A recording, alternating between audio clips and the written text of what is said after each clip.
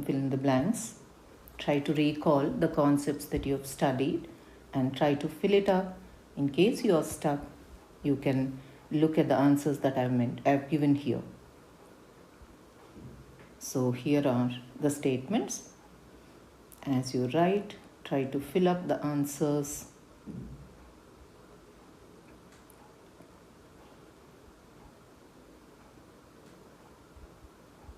So these are the statements.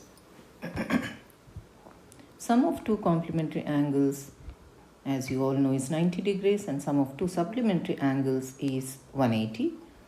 A line segment has two endpoints, whereas a line has no endpoints because it's made up of infinite collinear points in a plane, is it not? If two angles are adjacent and supplementary, they are called a linear pair. When two lines intersect, two pairs of vertically opposite angles are formed. So I hope you are clear with vertically opposite angles, children. Two pairs are formed. They are equal to each other. That is, the pairs are equal. The angles are equal. Vertically opposite angles are equal to each other. Complement of 50 degrees is 40. Supplement of 50 degrees is 130 degrees. I hope you are clear here. Complementary angles, sum is 90 and supplementary it is 180 degrees. The line that cuts two or more parallel or non-parallel lines, remember children, it is a transversal, and the best example is the margin of your ruled sheet. Okay? Vertically opposite angles are always equal. If two complementary angles are equal, remember the sum should be 90 degrees. So if the pair is equal, then each one has to be 45 degrees. Clear, children? Next. You are given a straight line and a ray emerging. The straight line is AB and the ray is OC. Let us see what the question is. One more figure.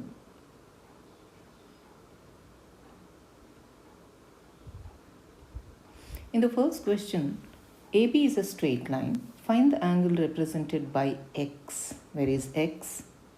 You can see X is here. This is the angle you have to find out. So, the question is, what is the pair of angles called? Since the angles lie on a straight line, they are linear pair of angles, children. I hope you are clear here. Since the angles are lying on a straight line. Where is the straight line? This is the straight line. It's mentioned to you in the question itself.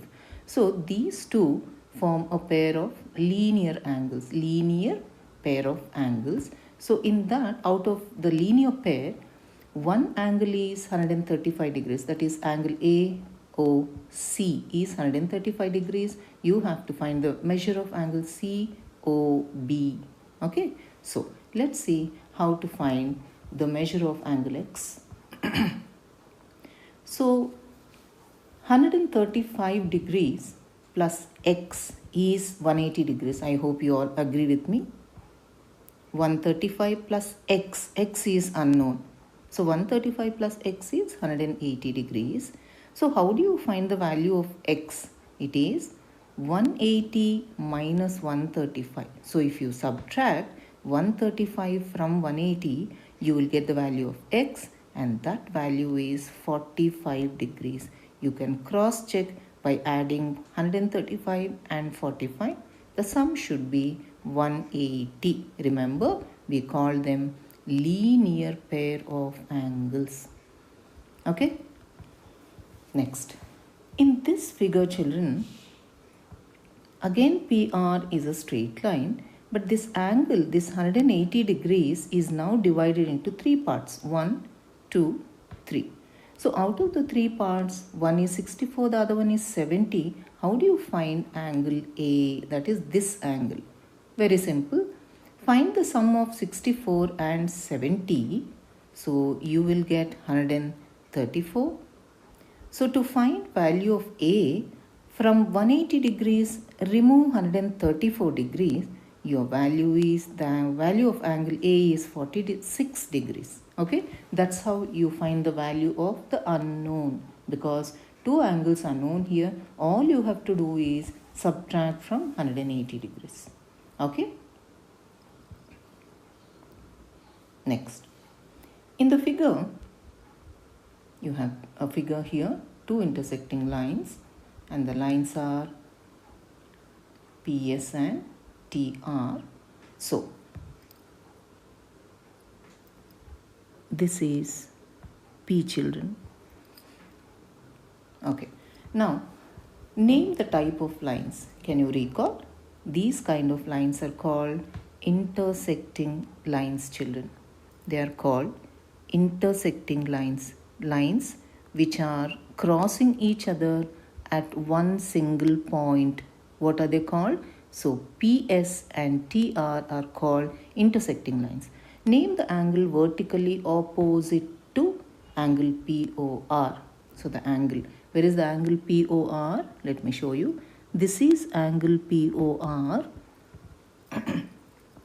This is the angle opposite, that is this angle and this angle are vertically opposite to each other and they are always equal. Clear? They are always equal to one another.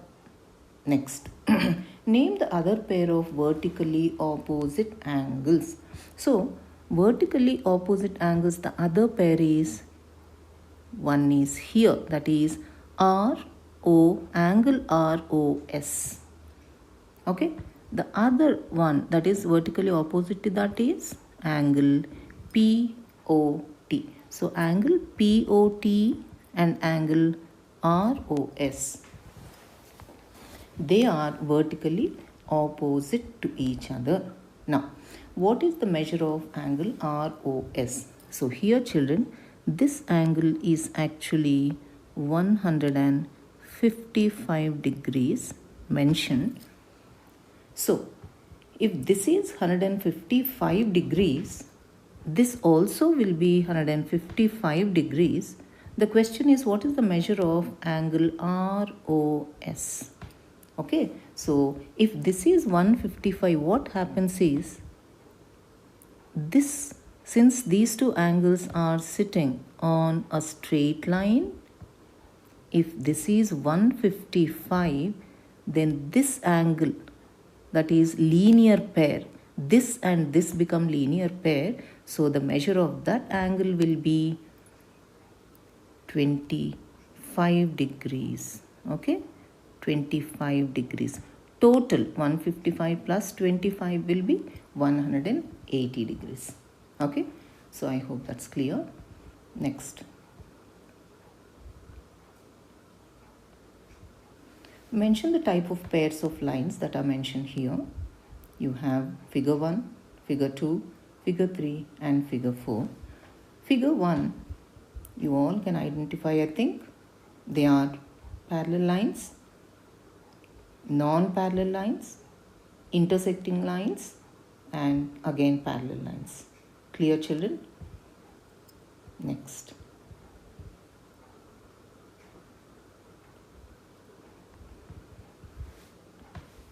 Identify the angles represented by the shaded portions in the following figures. By now, after the video sessions of completing the parallel lines chapter, you must be very clear now how to identify corresponding angles and the remaining type of angles that are formed when two parallel lines are cut by a transversal, children. So, here are the figures. Can you tell me the type of angles that are shaded here? Clearly, I told you, look for this F shape. Here clearly we can see one F shape in a reverse direction. So clearly they are corresponding angles. These two are corresponding pair of angles. Again you can see F here. Where is that? It's here. Again these are corresponding angles. Similarly, we have one more F shape here. I can find two angles here corresponding, and again you have one more pair of corresponding angles. So children, all these are corresponding angles. Corresponding angles. Okay? Fine. Here A and D are shaded with blue color. Okay? So, and the remaining two are shaded with pink color. So clearly angle A and angle D form alternate interior angles. Similarly, angle C and angle B form alternate interior angles. Clear, children? In this figure, clearly they are co-interior. Remember, same side of the transversal and within the parallel lines. Again, these are co-interior angles. Remember, they are supplementary. They are not equal. They are supplementary. This just now we discussed. These two angles are vertically opposite angles. That is, angle 1 and angle 2 are vertically opposite. Angle 4 and angle 2 are vertically opposite. Angle 4 and angle 2 are again vertically opposite angles. So remember children, 1 and 2 will be 1 and 3 will be equal to each other, and 4 and 2 will be equal to each other. Okay, here this is vertically opposite angle 1 and 3. 1 and 3 are opposite, that is yellow. You can see the yellow color angles. They are equal to each other. So in this case, you can clearly say they are acute. So other pair will definitely be obtuse. Okay. Next. Find the range for the following data. Now we'll move on to a little bit of arithmetic, data handling. I hope you all remember the measures of central tendency. That is, the mean, median and mode are the measures of central tendency. Meaning central tendency is nothing but finding the average of the given scores or given observations. Okay. Now find the range for the following data. So to find the range, children, you have to look at, I hope you all remember the formula. You have to look at the highest score and you have to look at the lowest score. And if you find the difference between the two, the answer that you get is called range of that data. Okay. Now here the highest score is 24, lowest score is 9. So range is highest score minus lowest score, that is 24 minus 9, that is 15. So 15 is the range of this particular data. Mention the measures of central tendency. Just now I mentioned we have 3 types of measures of central tendency, and they are the mean or average, the median and the mode. Okay. Find the mean of the following data. Here children, I have given you 5 scores or 5 observations. Both mean the same. So how do you find the mean of this data? Remember the formula. Find the sum of the scores and divide by the number of scores. How many scores are here? We have 5 scores. 46, 78, 56, 89 and 90. So find the sum of that and divide by 5. The answer is 71.5. If you remember, the formula that we have given is sigma. Sigma, what does sigma mean? Sigma means the sum total. The total of the scores divided by number of scores. So sigma means sum of x. X is nothing but the number of scores, children. Next. Find the mean, median and mode for the following data. So I have given you certain scores or observations. So you will find the mean, the median and the mode for the given data. Let's see what the scores are. So here are your scores. So what you can do is, children, to find mean, median or mode, especially for median and mode, it's always better to write them in a proper order, ascending or descending. We call that arrangement as array, A-R-R-A-Y. Okay. Now, rearranging the data or organizing data is nothing but to find the array. Now, I have arranged it in a particular order, that is ascending order. Now, arithmetic mean is the total of the given scores divided by number. Here the number of scores is 15. So, the mean, arithmetic mean is 17.53. This is nothing but average, children, you have done in your lower classes. Now, how do you find median? Remember, median is the middle score. If the scores are odd, it's very simple. Find the center score. If the scores are even number, now 15 is odd, so it's easy for you to find the center middle score. If it is even number of scores, children, take the middle two scores and find the mean of those two scores. You understood? So here the median is 20. Mode is the observation that occurs most frequently. So which score is occurring more frequently? You can see 20 is occurring more often. Most repeated score is 20. So mode becomes 20. Children, I hope it's very clear. What we have done is we have found the arithmetic mean, median and mode for the same observations. Next. Mention the additive inverse of, now we have come to integers. Please recall additive inverse of the given scores. Additive inverse is nothing but the integers and their opposites. So 34 is the opposite of minus 34. 16 is opposite of minus 16. Minus 89 is opposite of 18. What do we mean by opposite? Meaning they are lying on either side of the number line. You all remember now the number line. So 0 is in the center. So if, for example, minus 34 is to the left of 0, it's a negative integer, then positive 34 will be to the right of 0. So they are opposites. So each one is called the additive inverse of the other. Okay. So what is the additive inverse of 0? Can you tell me? Remember, it is 0 itself, because 0 has no sign. It is a neutral integer. Okay, children. Next.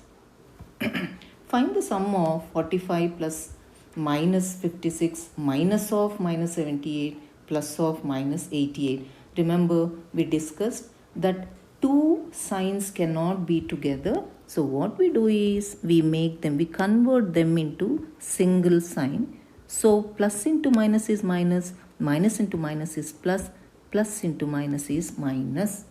Okay. Now, so we get 45 minus 56 plus 78 minus 88. So here what I have done is I have combined 45 and 78 because both are positive, and I have written the negative integers together. There is no rule that you have to do this. You can go in the same order, or if you feel if you combine the like signs together, that's left to you. So here that's what I have done. You can do the same thing in your test. Now 45 plus 78 is 123 minus 144. How did you get that minus 144? We added, remember, we added minus 56 and minus 88 because they have the same sign, children. Please remember that same sign, add. Same positive sign, add. Only now 123 is plus 144 is minus. So we are going to subtract and write the sign of the greater number. Absolute value of minus 144 is 144. So 144 becomes greater in absolute value. it has got a negative sign. So our answer is negative. Please remember this very well in the exam. Simplify. See, I have given you minus 81 divided by minus 9. This problem is very simple for you. Answer is 9 into 12, that is 108. Mention the property of integers. Children, I have given you some problems here. Recall the properties that you have learned. So you can see in the first case it is commutative property of addition. In the test I have seen many of you are clearly writing commutative property of addition of integers or associative property of multiplication of integers. Very clearly children have mentioned. I am very happy. Continue to do the same. Next one is associative. Multiplicative identity is 1. Additive identity is 0. Additive identity is 0. Children, just remove this T. Additive identity is 0.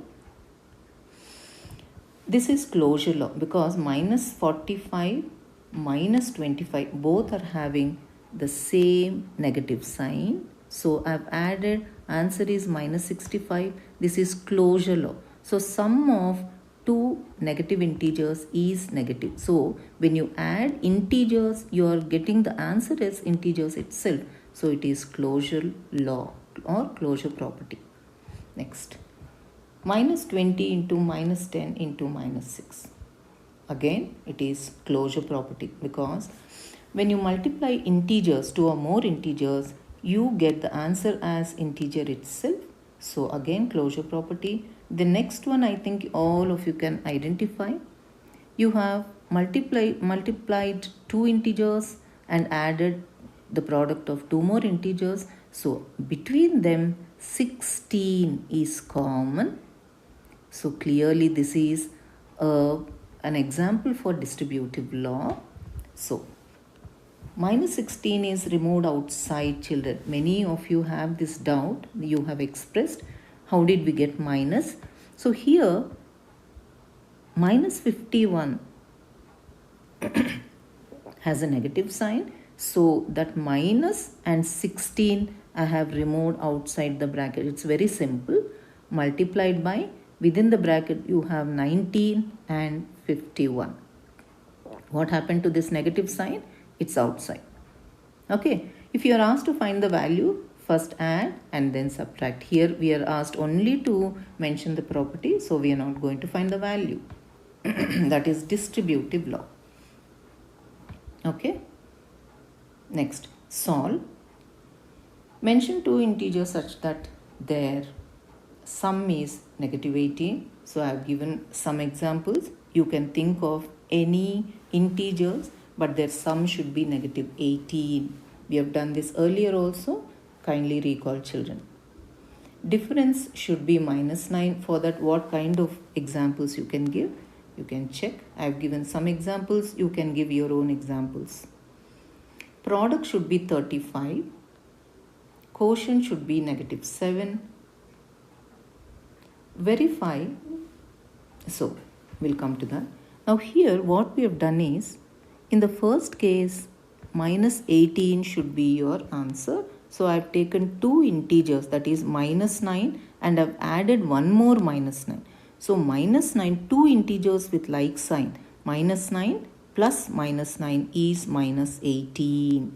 Likewise, I have taken all these examples, children. You can think of various examples, but your answer should be negative 18. Next, difference should be minus 9. So minus 4 minus of plus 5 will give you minus 9. Similarly, minus 19 minus of minus 10. So here minus of minus 10 becomes plus 10. So minus 19 plus 10. Remember, unlike signs, subtract, write the sign of the greater number. And so on. Next. The product should be 35, positive 35. So I have taken, first I have taken two negative integers, that is minus 7 and minus 5.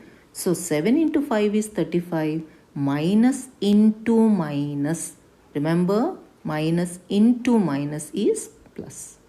And these are the other examples.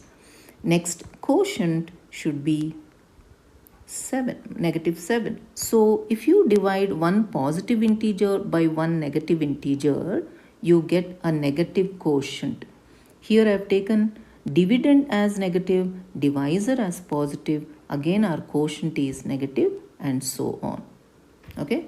Now in this verification, what you have to do is you have to substitute for A negative 4 and for B positive 6. Okay. I have solved here. I have taken LHS and RHS in the first case. So you can see how we have solved. Minus 4, minus of minus 6. How did we get this minus 4 and 6? They are given in the problem here. Wherever there is A, I have written minus 4. Minus of minus is in the problem itself. So instead of B, I have written 6. On the right hand side, A is minus 4, remember, it's given in the problem. B is 6. So whatever is given in the problem, I have given the same thing. And then we find the answer. On the left hand side, we get 2. On the right hand side also, we get 2. Okay.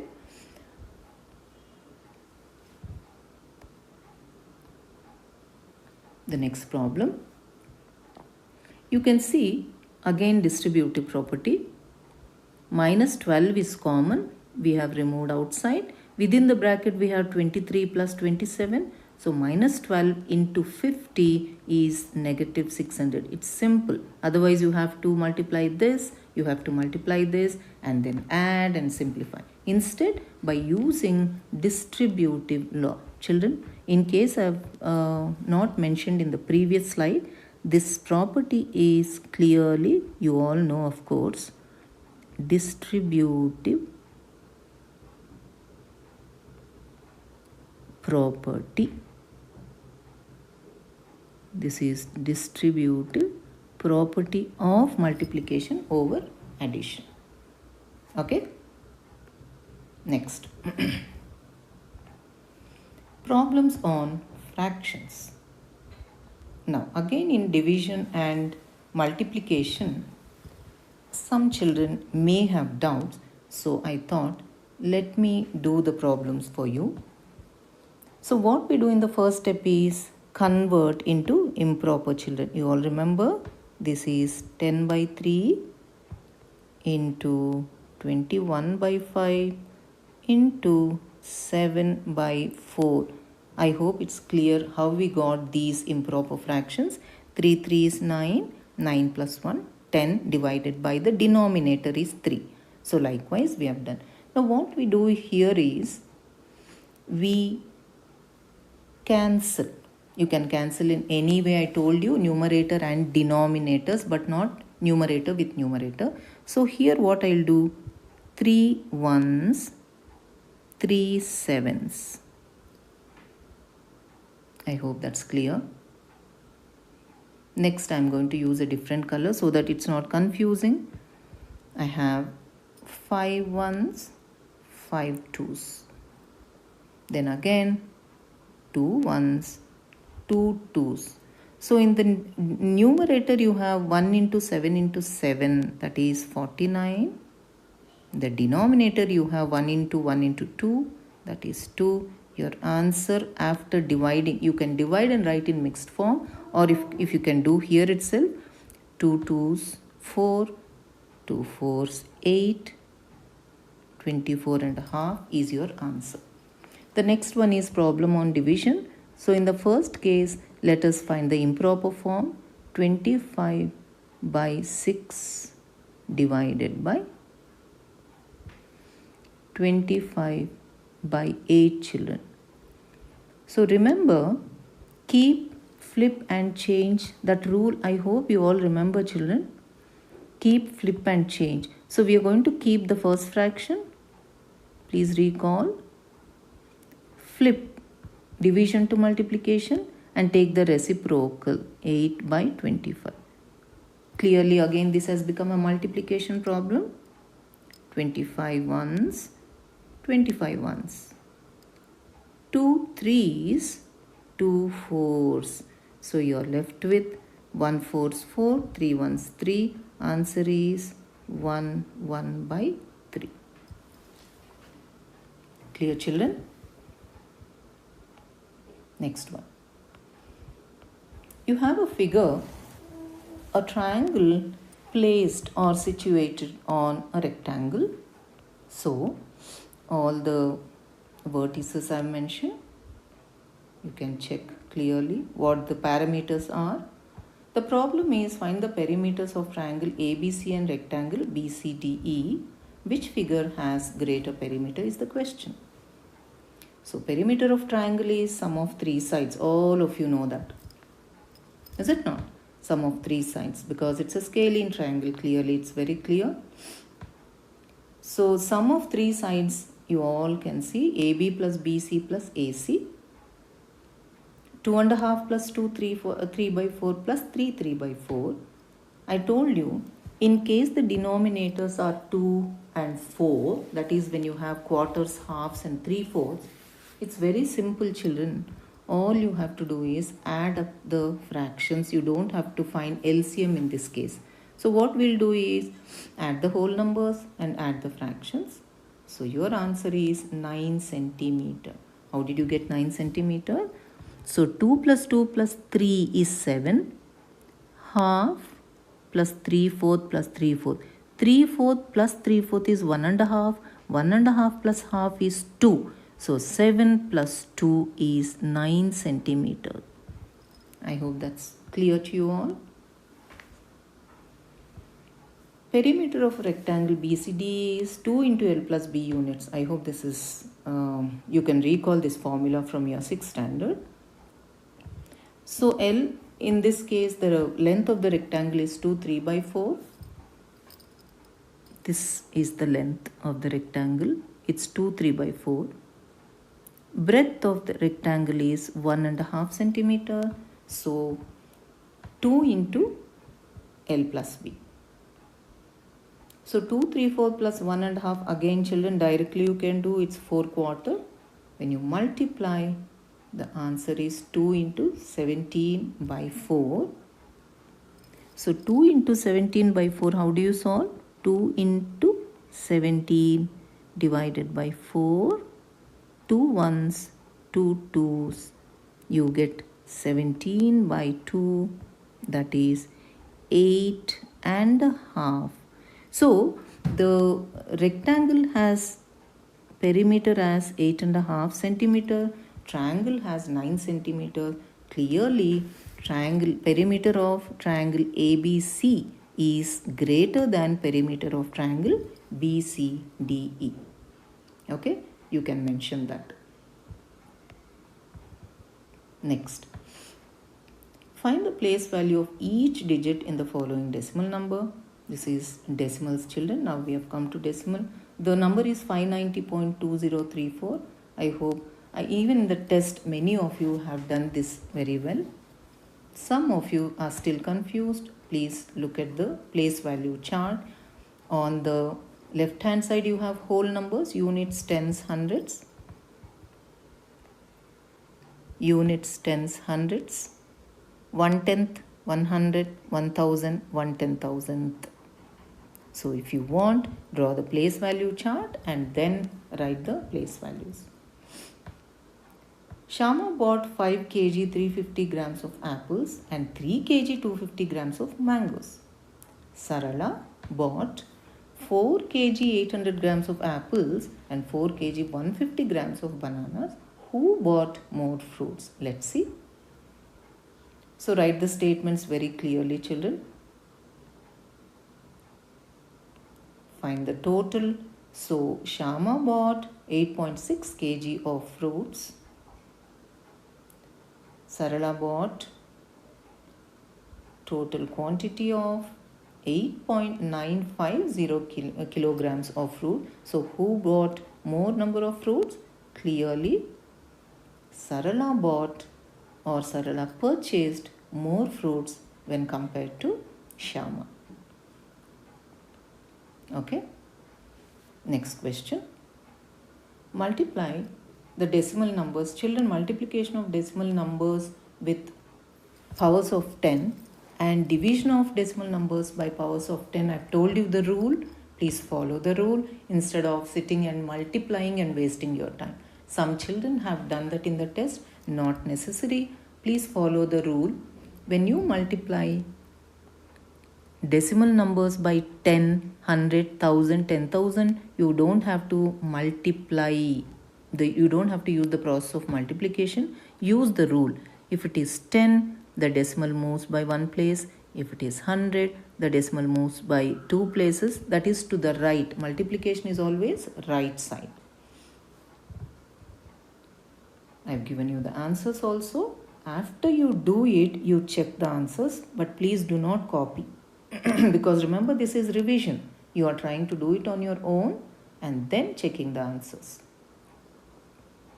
Now division by powers of 10. In division by powers of 10, the decimal will move to the left. Please recall. I have given you the answers. Check your answers. The next question. This also some children have done directly. Some have multiplied and wasted their time. Please do not do it. Now in this case, children, each case these multiplicand and multiplier have not changed. Please see that very clearly. So the product 46332 will not change at all. What changes is the decimal point. How does it change? It depends on the number of places in the multiplicand and the multiplier. Okay? I hope you will remember this and not waste your time by multiplying, because the answer product is ready for you, children. I've given you the answer. All you have to do is count the decimal places. 1, 2, 3, 4, 5. So 1, 2, 3, 4, 5. Here is your decimal point. Same case with all the remaining problems. Okay? Next one. Solve. A satin ribbon of length 27.90 meters was distributed. Whenever we talk about distribution, it is division. Immediately it has to strike. Okay. Find the length of the ribbon that each student receives. Let's see. So total length you have is 27.90. How many students are there in the class? 15 are there. Now let's see what is the length of the satin ribbon that each student will get. You all must be doing in your craft classes, remember? Teachers would distribute certain length of satin ribbons or papers or whatever. That is nothing but distribution or division. So length of the wire, not wire, children. This is a ribbon. Correct it.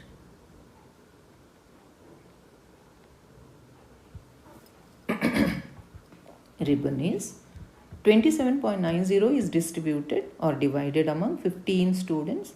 So each student will get 1.86 meters. I hope you know how to do the division. Since divisor is whole number, your job is easy. 27.90 divided by 15. Remember? So 15 ones 15.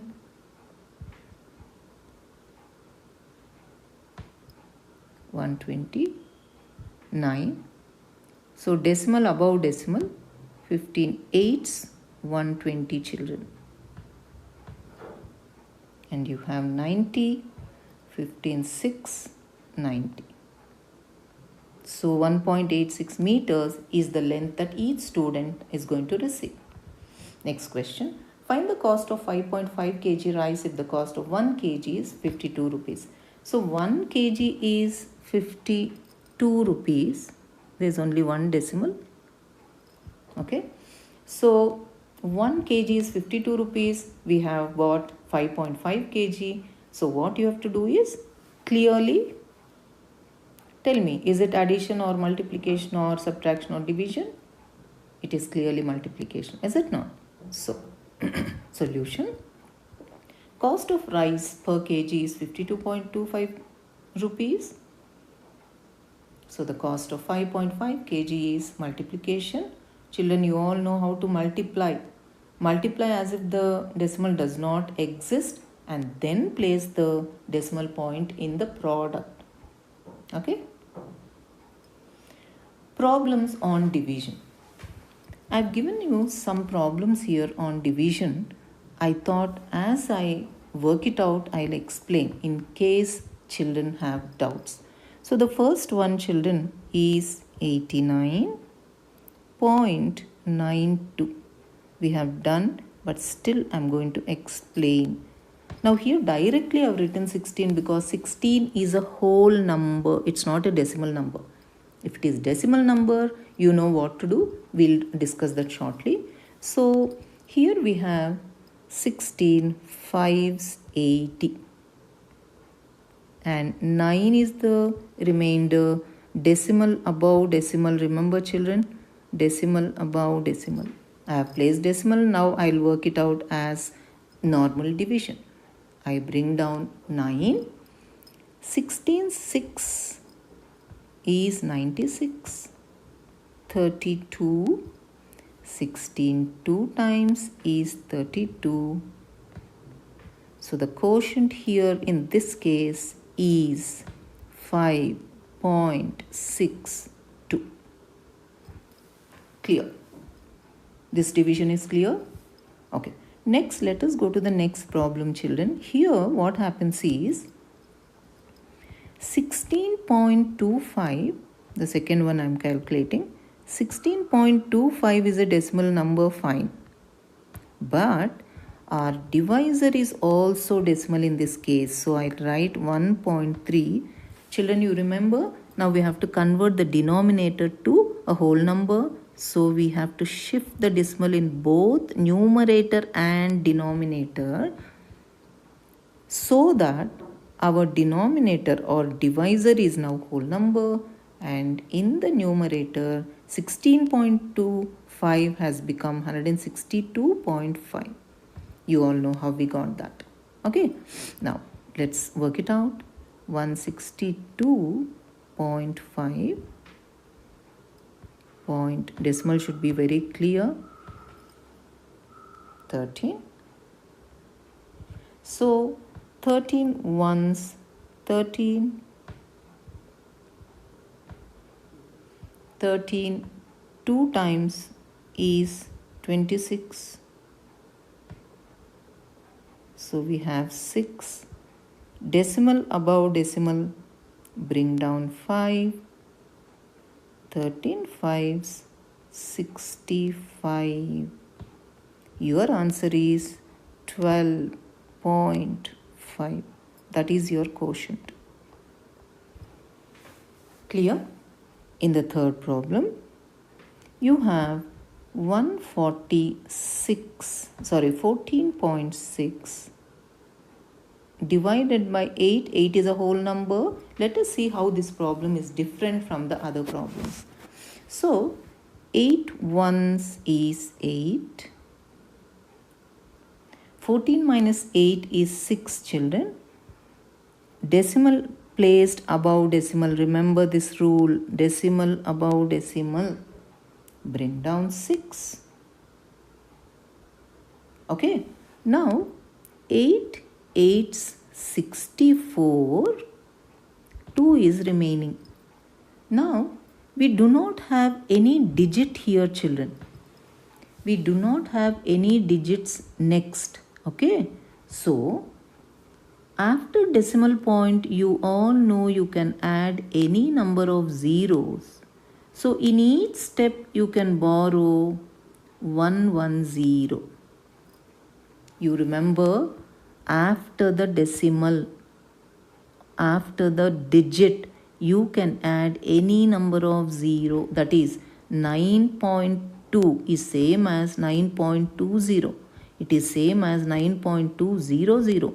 It is same as 9.2000 and so on. So in each case you can borrow only 1 0. So let's see. 8 2s 16. Remainder is 4. Again I can borrow 1 0. Bring down 1 0. 8 5s 40. Your quotient is 1.825.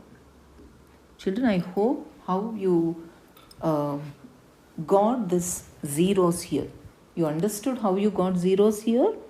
After the decimal place, not before 6 but after 6, any number of zeros you can add, and in each step you can bring down 110. If 10 is sufficient, bring down 10. If 10 is not sufficient, then add a 0 in the quotient and bring down one more 0, like regular division. So children, I hope all the revision problems are clear to you. More or less, I have tried to explain all the concepts, but you need to go through all the videos and your classworks that you have done. Please do your exam confidently. How do you get confidence? Only after you revise properly. So I'm sure you'll all do well. You have been doing very well. You have maintained the classworks very well. Very nice of you all. Thank you. All the best, children. God bless you.